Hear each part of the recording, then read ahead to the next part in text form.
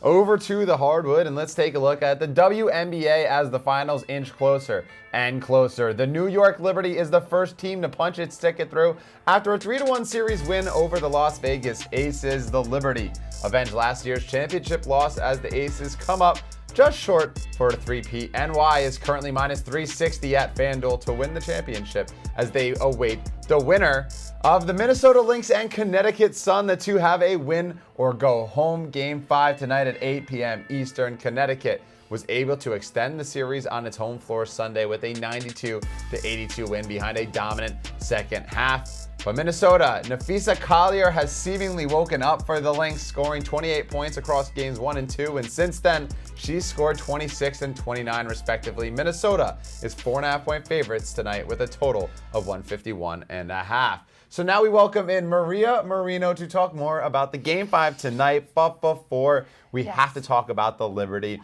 They get their ticket through. They're in the WNBA Finals. Heavy favorites. Feels like this is their chance, and it would be pretty upsetting and a shock for them to lose. Am I correct? I think it would be a shock if they lost. They are the heavy favorites, as you mentioned. But I think both of these teams, Minnesota and Connecticut, are super tough. It's not going to be an assignment that the New York Liberty take lightly. As far as who the Liberty would prefer to play, I've gone back and forth on this a little bit. I think Connecticut is the more physical team. I'm just going to say it. They're a pain in the ass to play. You know, there's going to be a lot more just officiating issues, things like that. So I think that could be annoying. But at the same time, the Liberty have kind of owned the head-to-head matchup with the Sun. So I think they'd be super confident playing them. Yeah. Even though Connecticut won the last matchup in August, prior to that, New York won the last 6 straight, including playoffs. One thing that I think is going to be in New York's favor here, regardless of who they play, is both Connecticut and Minnesota are going to have to travel from Minnesota to New York, and they're only going to have 1 full day's rest in between the semifinals ending and the finals starting. So really no excuses for New York, but Minnesota's tough too. They beat them in the Commissioner's Cup, but hey, maybe that's a revenge motivation thing for New York. Yeah. They're familiar with that coming off of this Aces They finally got the win, revenge, and hopefully for the Liberty, it's not like a letdown spot after kind of slaying the dragon. Yeah, hoping it's not that championship win was the semifinals win, but they can keep it going. I feel like they will. I feel like the entire team after last year's loss is motivated for this, and you mentioned it.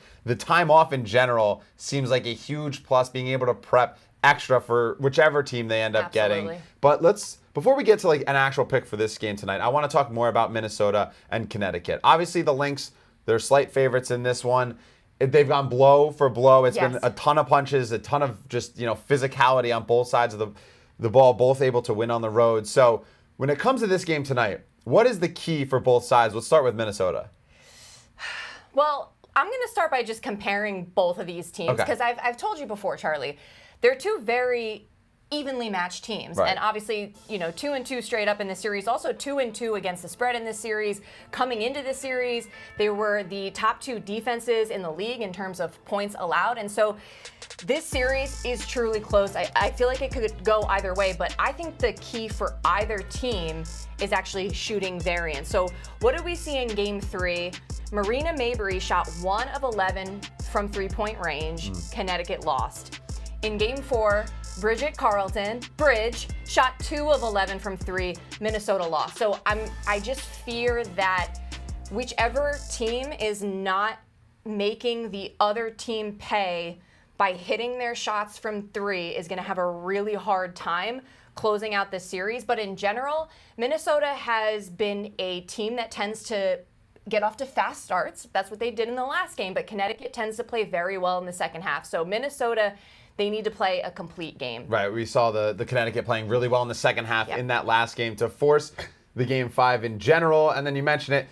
Probably also helpful that Minnesota returning home where role players kind of shoot better. They're more comfortable. They have the home crowd behind them. Makes sense. Yeah, you would think. But again, this is where superstars are made, where nails are hammered in, when the clutch come up. So we talk about this game. We just talked about the game in general. Let's talk about a player prop. Your best bet for tonight, and you are targeting, a player to go over her points and rebounds.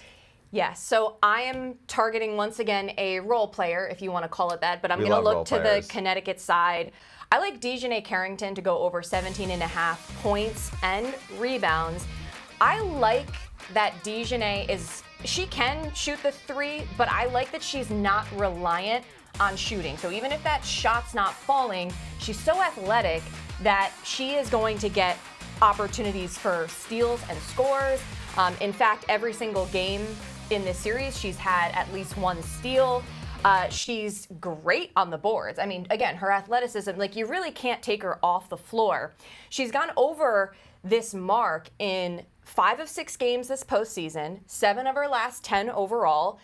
And she's hit this in 6 of 7 games against Minnesota this season. What I think is really telling, too, not only is she averaging 35 minutes per game this series, I noticed that the 2 games that she played more minutes are the games that Connecticut won. So I'm hoping that Stephanie White, the coach, is recognizing that, like, we need to play her. But yeah, she's just one of those players that she is going to find a way to get to the basket. And because this is a winner-take-all game, I'm expecting very tight defense. I'm not expecting shots to fall. So I'm not necessarily going for a shooter here. I'm going for someone that can take it to the rim.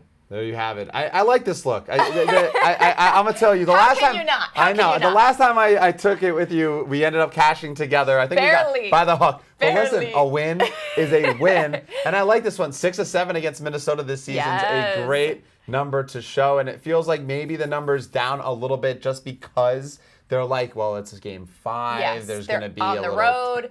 Tension's high. Do I hear that you're going to be tailing this with me again? I will be tailing this with you. It will be on my screen. It'll be that, and then the Dodgers and the Padres game. I'm coming back straight from Citi Field, turning the game on, and I'll be locked in watching with you. I love that. I hope your Mets get a win. I hope you're coming home happy, bringing the good juju home with you and watching the game, and we have a nice, enjoyable sweat tonight. Yes, an enjoyable sweat, a good game 5, and hopefully Carrington comes up for us both. But Maria Marino, appreciate you. Enjoy the game tonight, and we'll talk again soon. You too.